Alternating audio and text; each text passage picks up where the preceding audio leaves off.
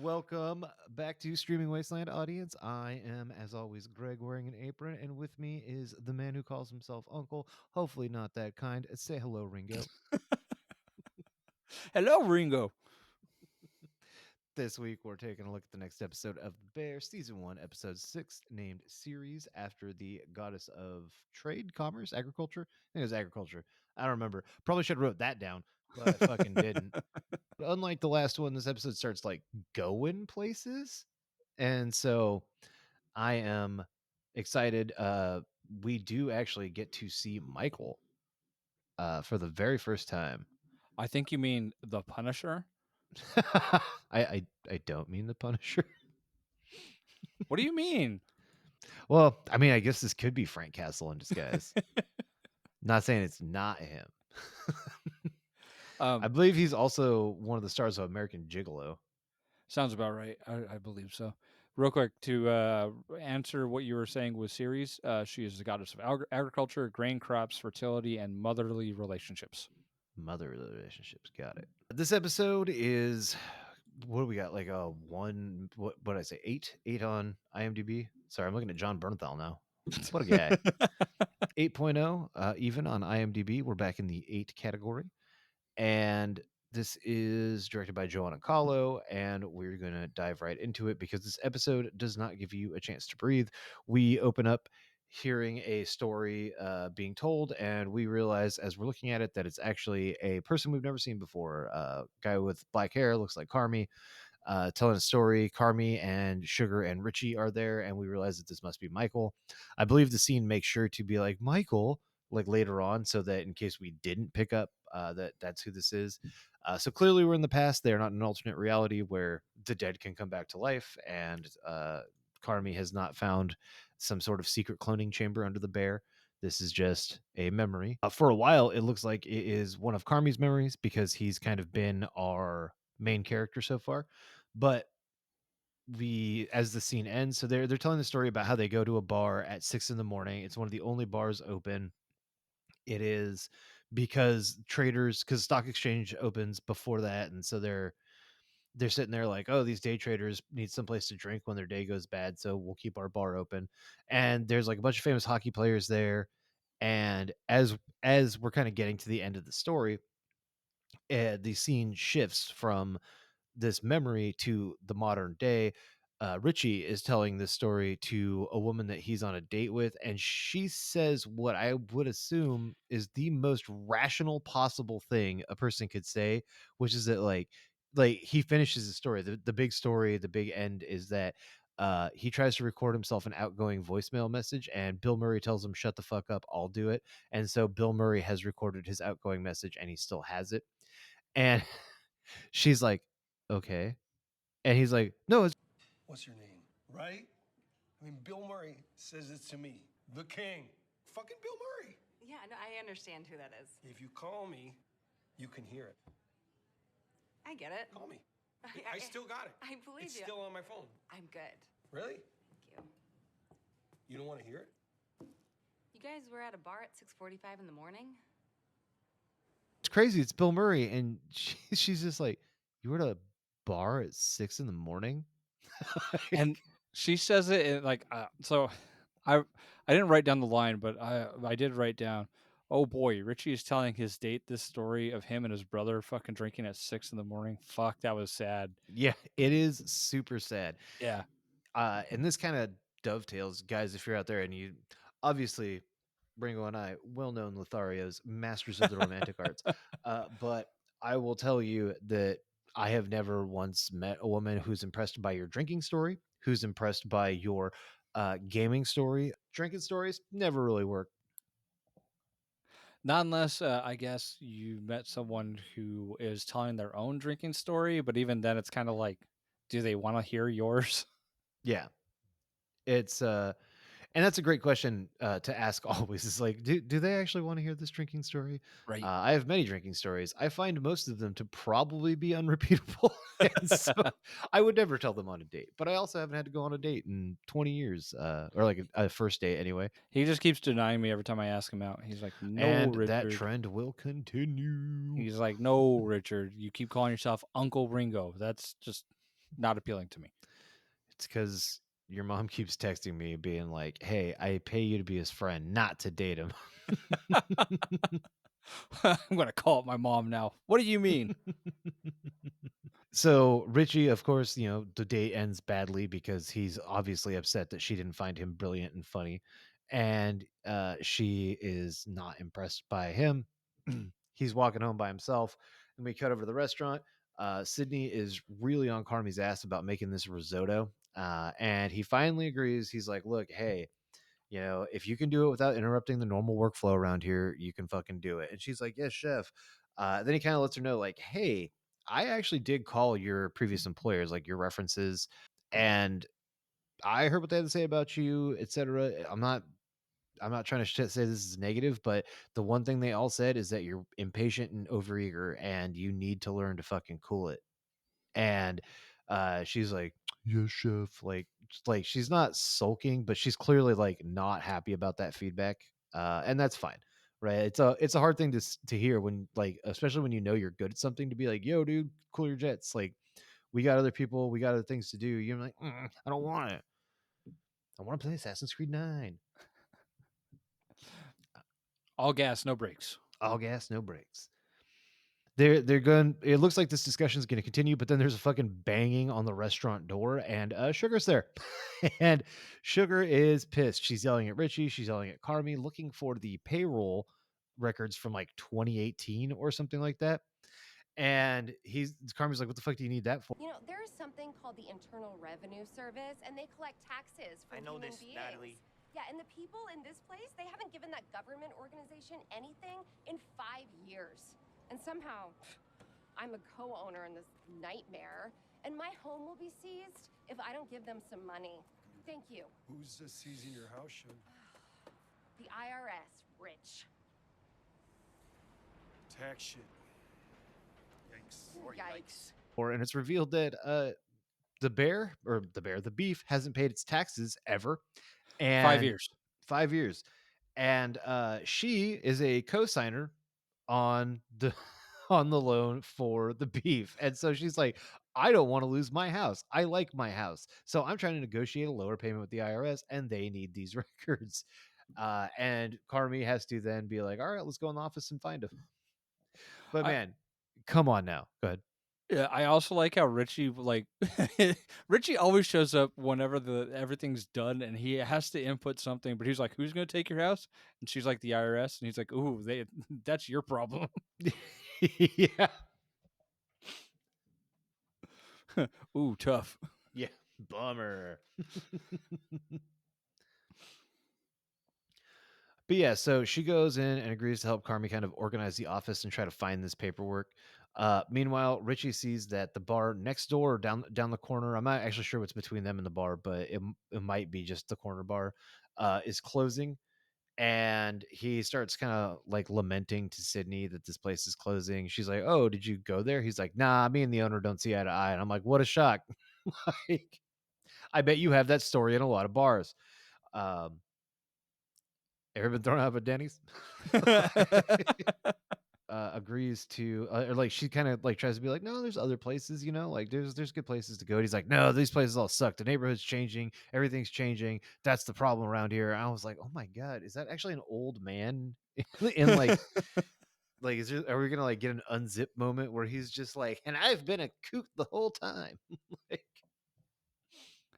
Yeah, I noticed. I noted that as well. I'm like, man, Richie just doesn't want to adapt. He's just gonna stay as an old fucker. yeah. He also starts talking to some of the gangsters that loiter outside. They loiter a little too close to the restaurant when he's for his comfort. So he's kind of like, "I don't mind if you guys do shit out here, but don't upset my customers. Don't be making me, like fucking regret having you guys be out here." And they're like, "Yeah, no problem." And so when he's fucking talking to Sydney, like it looks like she's gonna again have something to say to him. But then the window gets shot. Somebody fires 3 shots into the restaurant. Thankfully, nobody is hurt because the glass is bulletproof. But it's not a great moment. And of course, it's like the first time Sugar's in the restaurant ever, and like it gets shot up. Dude, so I was looking down as I was taking notes at this moment in time. It scared the shit out of me because I wear a headset when I'm watching this. So I was like, "Oh my god!" And I looked up and I was like, "Oh, okay, it was just on the TV." Fuck. Yeah, I got on next door right away. I was like, "Was that gunshots?" And then I had to be like, "Sorry, it was my TV." I liked that one for you. So if you get a like on it, you know who. I think about that all the time. As going like outside the window of my living room and recording like an action movie soundtrack. I'd be like, "Just heard this down the street." Post that to next door. No, that's what I'm saying. Is this would go right to next door, and then like I'd be like, "I heard this. Should I be scared?" I'd be like, "I'm gonna rip off your head and shit down your neck." Brrr, you know, like, just like super famous action movie scenes. Yippee ki yay, motherfucker! So this is out of place, but I also think you need to add in Requesca and Pache. That was also in Assassin's Creed Origins. Oh, Yup. I they was could like, as I was, it was like right at the end too, and I was like, "Fuck you, Ubisoft." they could have they could have let it go for this one. This one was before Assassin's Creed. They could have let it go, but nope. Nope. Eat my dick, motherfucker. This like even though they made this game in 2017 and 2024, you know somebody got like a green light and they're like, haha, fuck you, Greg. Time travel, Oh wait, motherfuckers. they're in like Montreal, I think. So like, fuck you, Greg. Wee wee. Sorry, Montreal. Please keep listening to us. But yeah, so restaurant gets shot up. Nobody's hurt. Nobody calls the cops. Like Sugar suggests calling the cops. Everyone's like, no, don't fucking call the cops. They sweep up the glass and get everything fixed up. And Richie goes outside to talk to the gangsters that were hanging out, asking them like, hey, you know, you find out who shot me up and let me know. And they're like, yeah, I'll see what we can find out. Meanwhile, back in the office, now that everything's cleaned up, Sydney's back, or not Sydney, Sugar's back in the office. Too many characters in this show, and I'm going to keep getting their names confused. I realized as I was editing the last episode, I was like, oh, I said Michael a bunch of times when I meant Carmi, and I think I did it in our last recording just an hour ago. So, Shit, I didn't catch that. Maybe my yeah. brain. I think I'm on the same wavelength as you. It's just like you say, Michael. I'm like, yeah, Carmi. So well, and so one of the things that makes this work, what makes this show really good, is that this is a very realistic set of problems to have. I do think it's something that sometimes fantasy can struggle with. Is we call it setting the stakes, but that's not quite right. It's not that I don't understand the stakes of, for example, like Frodo, right? It's just that like it all feels very distant, and Lord of the Rings gets around that because the stakes are very immediate. Right, we're Yeah. seeing people getting fucked up by orcs left, right, and center. They're chased by ring wraiths.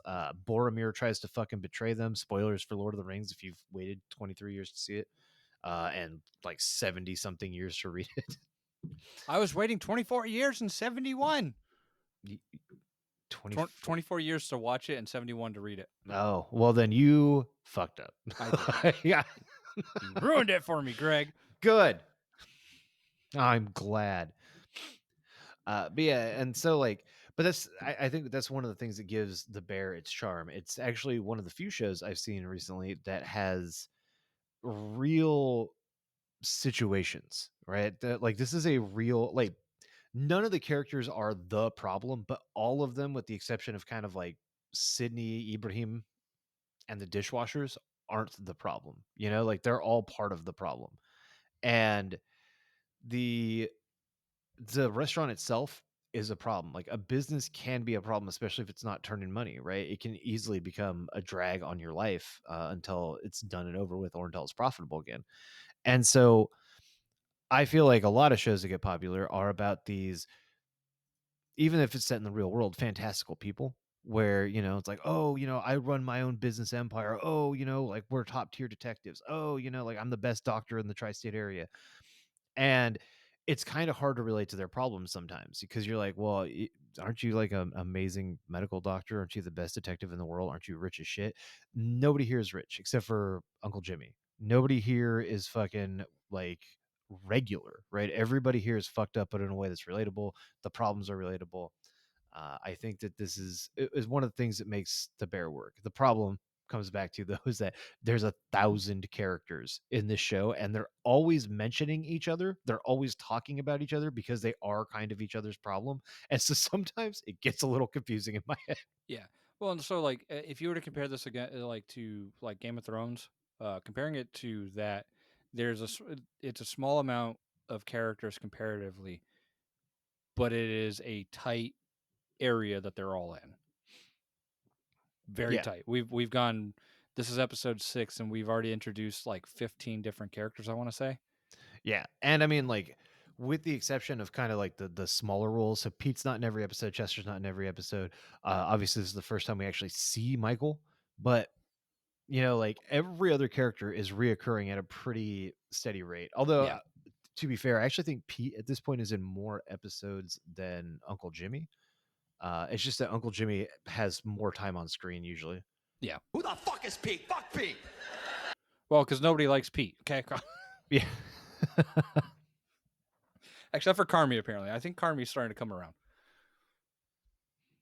Yeah. I do think that Carmi and Pete have an interesting dynamic. I don't remember if that gets explored more in the show, but I wouldn't be surprised. It seems like this is a big character study piece, and so it feels like maybe but yeah, it feels like there's maybe a little bit more to be done with those two characters. Anyway, where the fuck was I in this? Right.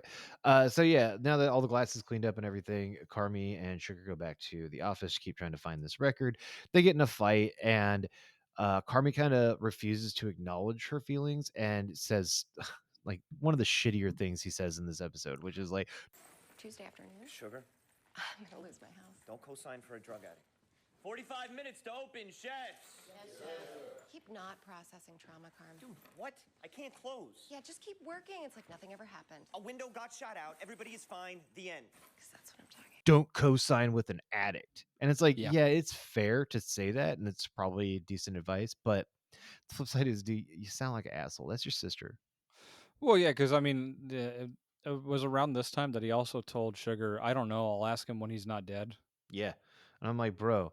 And she kind of gives it right back to him, thankfully. She's like, you're not processing your fucking trauma, and you're taking it out on us. And he's like, whatever. Like, he really kind of pouts in this scene. And I'm like, I get it, but it's also, maybe not a good look. Like, Carvey's always been kind of like middle road, higher ground type person. But yeah, now it's not so much. But yeah, he's like, whatever. And he goes out to have a cigarette. He runs into Richie out there, and I empathize with Richie, and that's something weird to say. But Richie's upset because he finds out that his fucking kid, calls, like, has him in his phone as like Mr. Bad News or Bad News, something like that, because his mom is always bitching about how Richie only calls when he has bad news, etc. And it's like, dude, your kid's so fucking young. Like, I feel bad that this is the impression that they have of you, because 5 years old, you should probably love your dad, right? Even if he's not there. And we saw just a couple episodes back that, she's calling him, freaking out, like, of course. And he's like, of course, I still love you. I just wish I could be there for you. I can't be there, but I wish I could be there. I love you so much. You're going to do great. If you don't, I'm going to give you $500, like being like a real sweet kind of goofball dad. And then to find out that your kid has got you in their phone as Mr. Bad News, it's brutal. Yeah, that was one of those things I was like, ooh, I feel for Mhm. you, man. But you're still a dick. Yeah, you're still a dick, and I can't imagine that all of your problems are somebody else's fault. You have to be at least somewhat responsible for the problems in your life, knowing what we know about you. But yeah, I also think this is where I'm not 100% sure, because I wrote the quotes down out of order. I didn't realize I was doing that, but I had moved lines around, and so here we go. But I think this is where Carmi's like, you ever get that feeling that like something good could happen, but you're so afraid that something bad will happen right after? Is like, is there a name for that? And Richie's like, Life. I don't know, life. Is there a name for that thing where you're afraid of something good happening because you think something bad's gonna happen? I don't know. Life? I was like, there we go. Now you sound like all of my male relatives. I don't know. Suck it up. You'll be fine. Yeah, that's when we get to hear Richie go, the kid asked me what my last name was. Is it Bad News? Richie Bad News? It's like, God damn, dude, shit. It's brutal. Although Richie Bad News is kind of like a cool like soul singer, Yeah. like jazz musician type name. What up, ladies? I'm Richie Bad News. He just sings about tax fraud. Yeah. Yeah, he sings about tax fraud and selling coke outside of the fucking restaurant. This song's called "My Best Friend's Little Brother Doesn't Know I Sell Drugs Outside of His Restaurant." Sorry, Carmi. And it's like, wow, that feels real specific. Hey, Carmi, on the back corner is where I sell the coke. I store it in the restaurant, so it's always close by. But yeah, we get to a dinner service here. Why can't they? Sydney starts creates her risotto like while the chefs are prepping. Tina tastes it and likes it. Tina's really kind of like fully embraced Carmi's system. She's kind of starting to, and she'll literally say it in a minute, but she's starting to realize that just because things are changing doesn't mean like she loved Michael any less. Man, I got like 2 hours of sleep and it shows. Carmi like really waits and he's happy that Sydney waits, doesn't bring up the risotto right away. And then he does a thing that I fucking hate. I fucking hate when people do this.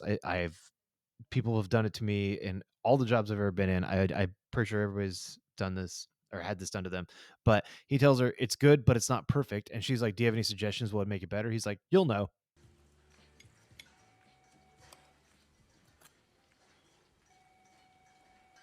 It's tremendous, Chef. Thank you, Chef. Sauce is a little bit tight. Yeah, heard. Thank you. Maybe we start rolling it out as a special soon? See how it plays? It's getting closer, yeah. How close? I didn't tell you it was perfect. Well, yeah, I mean, I like it. I think it's great, and I'll definitely loosen up the sauce. Sydney. Just, Sydney. I don't understand. Chef, it's not ready yet. Fucking hate that. Yeah. It either reads, for those of you out there listening and thinking that this is some sort of motivational tool, it reads one of two ways. One, the problem is obvious and we should know what it is and we'll figure it out, right? Like, hey, the reason this pizza tastes so bad is you forgot to take the plastic off the top before you baked it and you melted plastic onto it. You've eaten a lot of melted plastic and you need to go to the doctor. Or it comes off as way two. I don't actually have anything to say, but I want you to think that I do because this will motivate you. That second way makes you a fucking dickhole. Yes. So yeah, Michael does that to Sydney. I fucking Carmi. Damn it. Carmi does that to Sydney. I just caught I just caught it just right got as you it said right. it. Like I'm gonna be listening to our previous episodes to see like if you and I are doing that because like now I'm curious. I'm actually probably starting with the next one I released. I'm gonna just dub myself saying the character names or record myself, and then so I can just drop the audio in where I fuck up. Just get the both of us in the booth again, so we're like Carmi, Sydney, Tina, Ibrahim, Richie. Fuck you. I almost said there's no character named Tina, and I was like, wait, yes, there is. Finally, Carmi goes back to the office to keep looking with for the paperwork. He finds a bottle of prescription medicine empty, and we kind of assume that this is what Michael was abusing. He tells Natalie, hey, sorry about earlier. For what it's worth, I would have co-signed on the restaurant as well.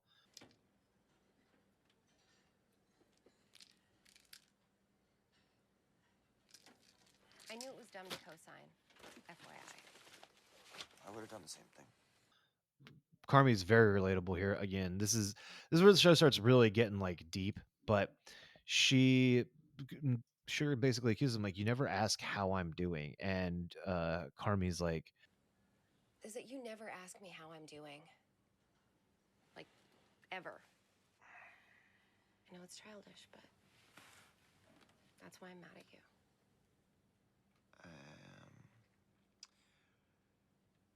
I guess all the time I feel like I'm kind of trapped because I can't describe how I'm feeling.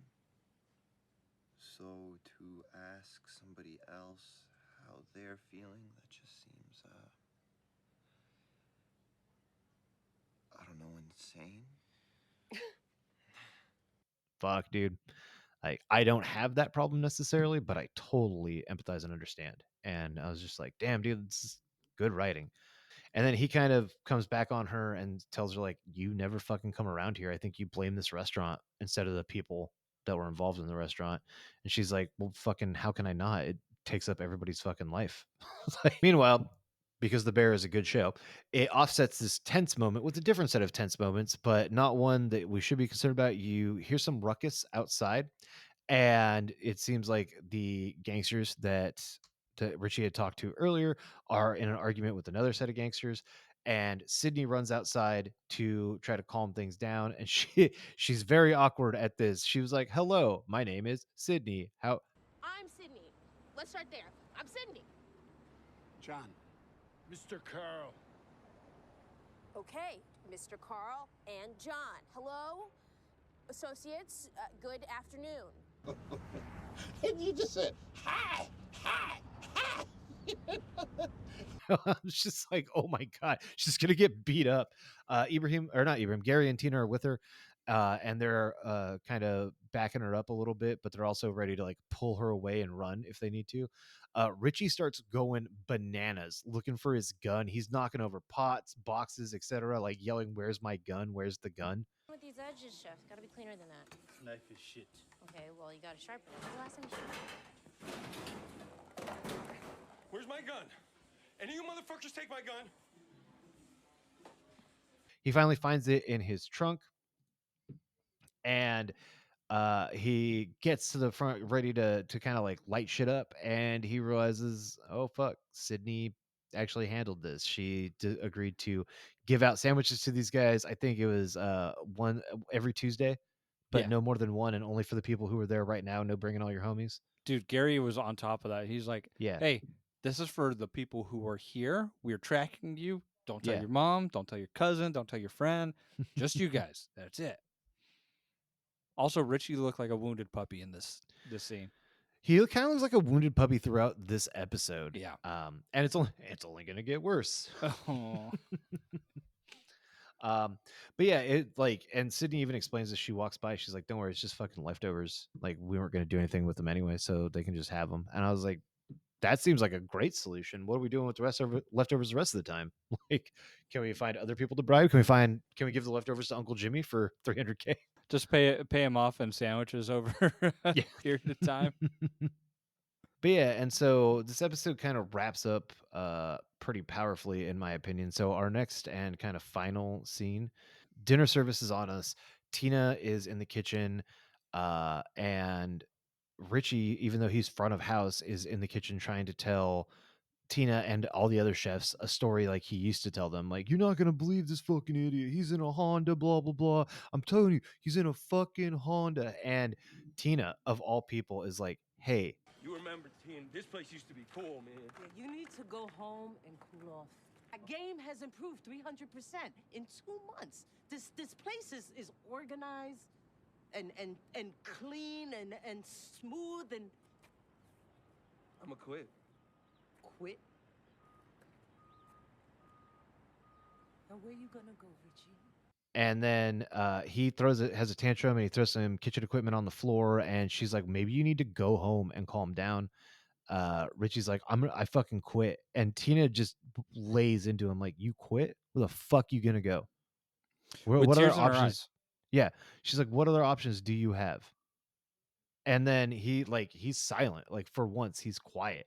Yeah. And she's like, look, I know I loved him. Obviously, I stayed here all these years because I loved Mikey, but he's gone, and change isn't always bad. And he's just devastated. You could tell, like, he's basically at the end of his rope. He doesn't know what to do anymore. He feels like he has no place, no friends, no, like, maybe he feels like, I don't even say maybe, it's pretty heavily implied that he feels like the memory of Michael is being washed away by Carmi, which is, been hinted at throughout the entire show so far, but it's really on the nose here. Meanwhile, back inside, Sydney has her risotto made, and Carmi still won't sign off on it. And so she walks it out. And this is something I've seen happen in restaurants before where a chef just brings somebody some free food. They're like, hey, I had this extra and it's free. Like just congratulations. I've never been the lucky recipient of anything so cool as like steak and risotto. One time I got an extra drink to go from someplace because they were like, oh shit, I made 5 drinks for that guy's order. You want another Mountain Dew? And I was like, huh, yeah. And then Taco Bell was my favorite restaurant. It was back in the day where like you could just walk in with your old cup that you bought like 2 days ago and then fucking refill it and they didn't say anything. The good old days. Yeah, back before people started abusing every hack. Like, Right. our episode wraps up with Carmi being frustrated with the staff. Like he likes the way that they're running, but he's like, now we need to actually do it with some fucking urgency. He's like, the system is working. Now we need to get faster at it, which is exactly how these things go and should go.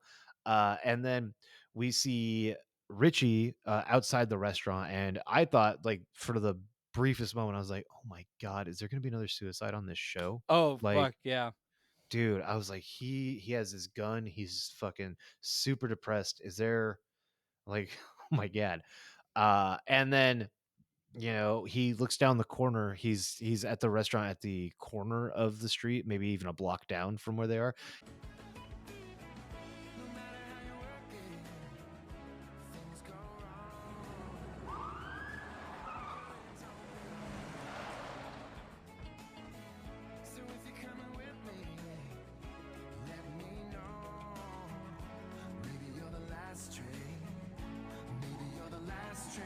Even though Richie earlier had said, I won't call the cops on you. And it's kind of like this, like he's controlling the only thing he can control. And it just happens to be by accidentally doing not necessarily the right thing, but at least the thing that makes the most sense for the business. Yeah. And that's pretty much where this episode ends. It is called Ceres, like I said, because of that statue. We find out later on, like right before the place gets shot up, that apparently the architect didn't put a face on the statue of Ceres because at the time it was the tallest building, and so nobody was going to see it. And now there's buildings that are way taller, and people look out on this blank-faced lady. I think that's pretty funny. I don't know if it's true. I think that's kind of dope. Yeah, it makes sense. Like, I'm not going to put a detailed face on this thing. No one's going to see it. Right? And even if they do, fuck them. I'll be dead by then. It goes back to an argument I used to have with one of my bosses all the time, which is like, I'm not going to put all the detail into that because nobody reads this. And he was like, no, people read it. And I was like, I guarantee you, if I fucking change the entire format, nobody will notice. There won't be one comment. And I did. I didn't even tell him I did it. I changed literally everything about this report. He commented like 2 days later. He was like, hey, I don't think I didn't notice. Right. And I was like, I know you noticed. Right. I was like, you know who else has noticed? Nobody. And then it took another 3.5 weeks before somebody would be like, hey, I don't like the way this report is organized now. It took me a long time to find the information. I was like, it took 3.5 weeks for you to even notice that the report is for. I'm not putting this in my give a shit category. Like, I know you're an executive and you're a busy person because every executive in the world saw that TED Talk. Is like, I need to be on every email. But yeah, like I actually don't care that you don't like the way my report is organized. Right. Look at me airing out past grievances from jobs I haven't had in years. But yeah, food wise, Sydney's risotto sounds dope, right? It looks fucking delicious. Like, and when Carmi was like, it's not perfect, I was like, shut the fuck up. All right. Like, you're not perfect. Okay. And you need to go in the oven, Carmi. Mm-hmm. Like, go weather yourself like you do your denim. But yeah, the other thing I didn't like. This is a problem with perfectionists, and I think a lot of chefs that are especially talented might fall into this. But like, yeah, it might not be perfect, but good enough for your restaurant.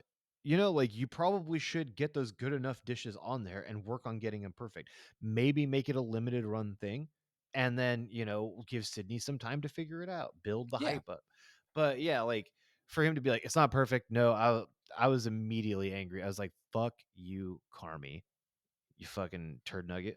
Like, no, I completely agree with you on that one because that one pissed me off. I was like, come on, Carmi. You were like, it's tremendous. And then when she was like, you said it's tremendous. So why aren't we putting this on the menu? And he's like, it's good. Okay, so you're backstepping. What the fuck are you doing, dude? Yeah, well, and also, are you just saying like it's tremendous, it's fantastic, it's great, magnificent because you feel like people need their ego padded? Like again, kind of like what you were doing to Marcus. Are you actually people pleasing right now? You're Yeah. just trying to make them feel even happier with the idea that you can dodge the problem later on. Yeah. You know, because that's obviously not going to work with Sydney. I think that would be a huge misstep if that's what he was thinking. Yeah, don't placate your sous chef. Yeah. And I don't get the impression that that's actually what he's doing, but it feels like he's speaking a different language than them sometimes, and Yeah. I don't think he realizes that Yeah. so often. Yeah, 100%. I don't think so. I think that he with the schooling that he went through, his brain is on like this level and they're on a different level, and he doesn't realize that he needs to like build a bridge. Yeah, yeah. Like at this point, he should be aware of like, hey, a lot of this shit they don't understand, and instead of yelling about it, I should really take time to explain myself. Mm-hmm.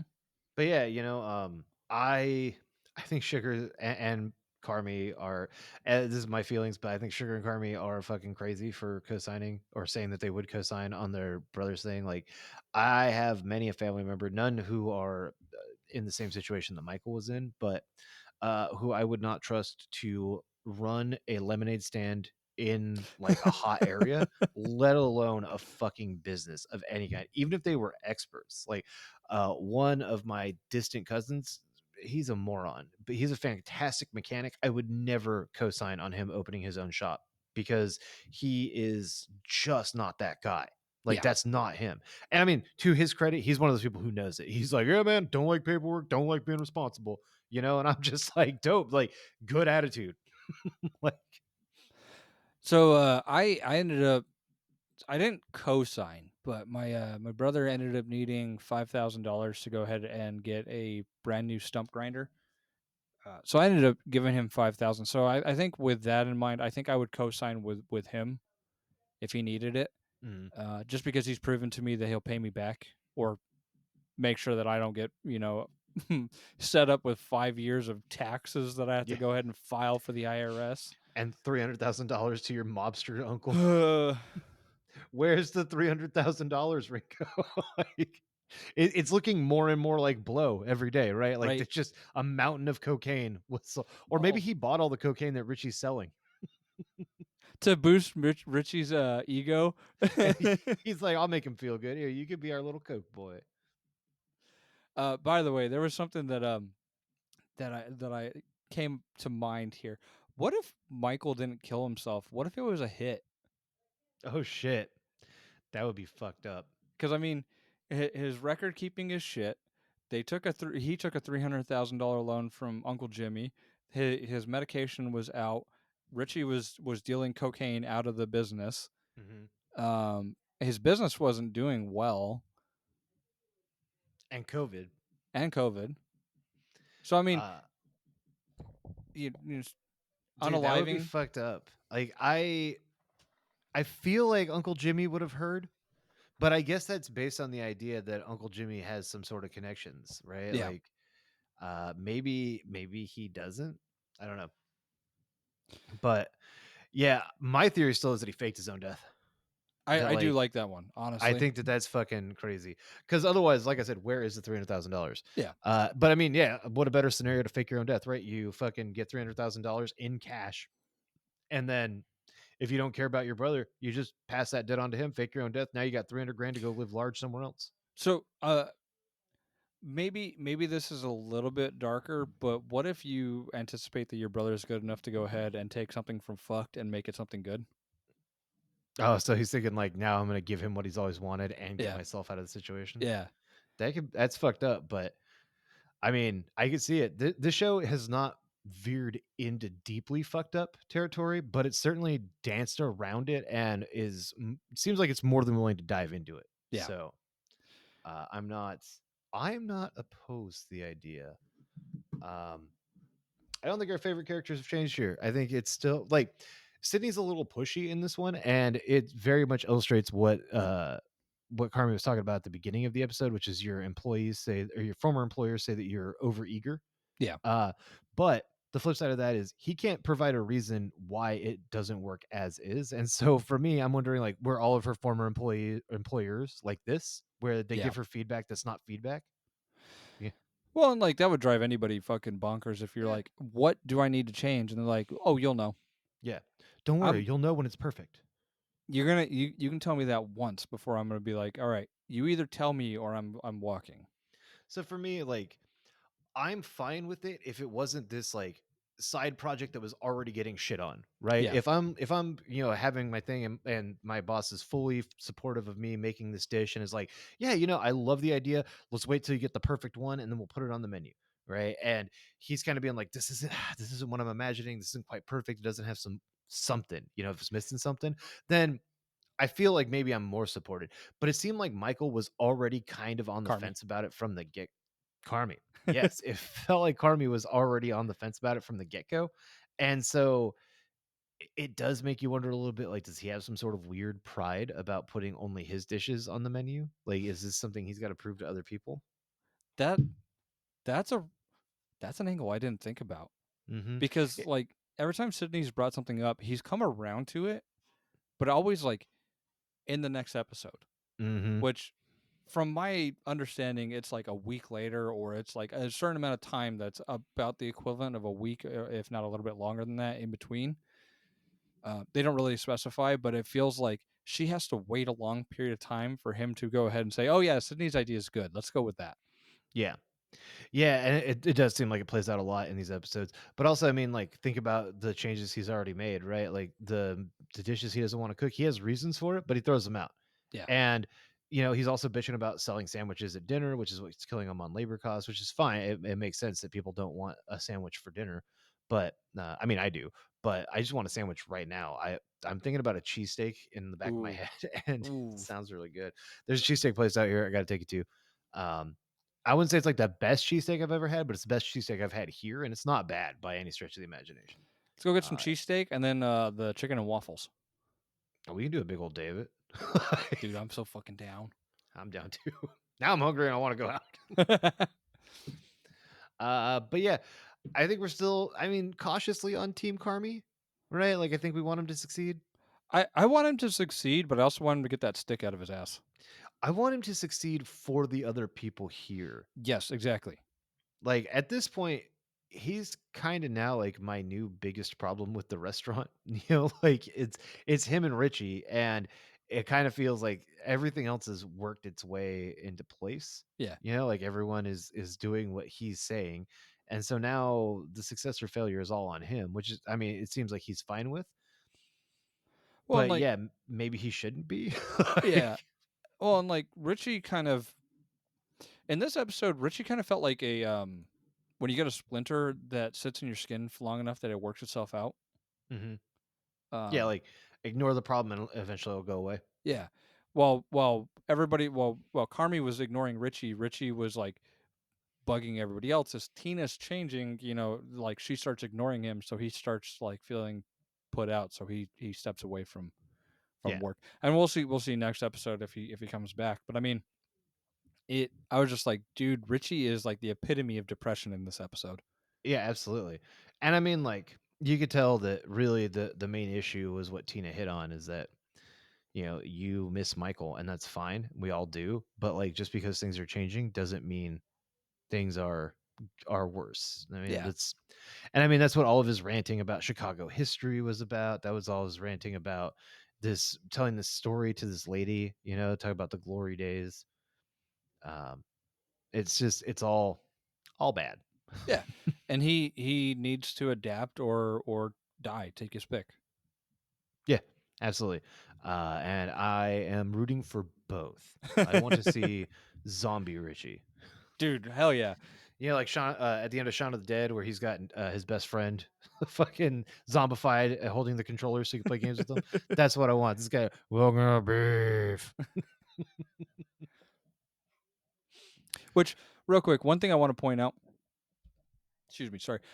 Richie ends up showing that he can be really good for the shop when he is focused on the customers. Mm-hmm. When he's actually front of house, he's actually good at Yeah. doing that. He's a very people person. Yeah. Yeah, he's a very people person. Vote for me. Much president. Big talk. Very smart. Good man. They're Big eating fan. dogs. They're eating dogs in Springfield. Have you seen Jimmy Kimmel's bits about that? Not yet. So because Trump said because JD Vance said that he's gotten many calls from people about that, Kimmel's been like, he's like, that's crazy. Like if somebody called and said that, like the rainbow sprinkles at Baskin Robbins make you gay, you wouldn't believe that, would you? Or would he? Let's find out. This is his number. Don't call it and tell him that. That would be terrible. And then he did it again because JD Vance is like somebody asked him like, well, like an actual reporter asked him if you saw Bigfoot, if people called and said they saw Bigfoot in Springfield, Ohio, would you say that was true? Like you have a responsibility. And he's like, I don't know, like I'm not getting those calls about Bigfoot. Oh no. And so Jimmy Kimmel was like, yeah, well, I mean, not yet, but this is his number. Don't call it and tell him that you saw Bigfoot in Springfield. Real quick, audience, you probably can't hear it, but Remy apparently heard a fire truck go by, so he is screaming his little heart out. I'm gonna make sure to put a video up on TikTok once I can. It is the cutest thing ever. But dude, I'm gonna have to watch that. Not to call JD Vance, not at all. Yeah. I don't have things to call him and tell him.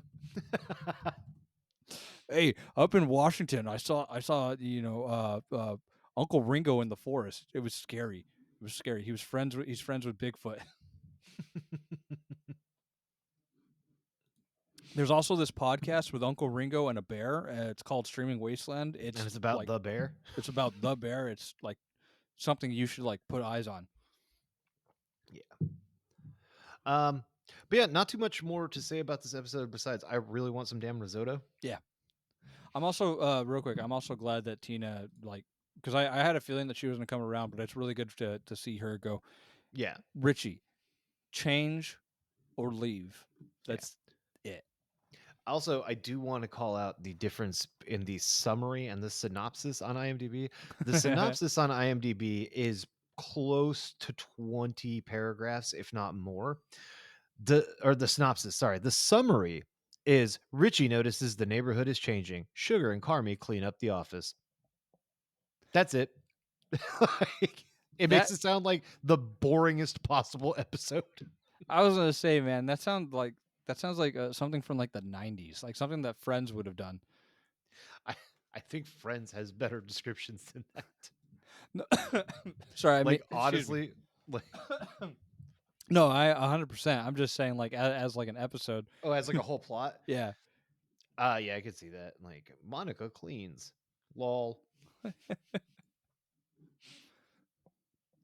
But yeah, I've got nothing else to say. I think the 8.0 rating is good. I think so too. I think that's spot on. Yeah. This is a little bit better than the last episode, but like we said, the last episode is very much a gotta clean it up or gotta set it all up for what comes next. All right. Well, we have been streaming Wasteland. This has been episode 6 of The Bear entitled Ceres. You can find The Bear on Hulu. You can find us on Instagram, Facebook, TikTok, X, Blue Sky, Threads. Pretty sure that's all of them.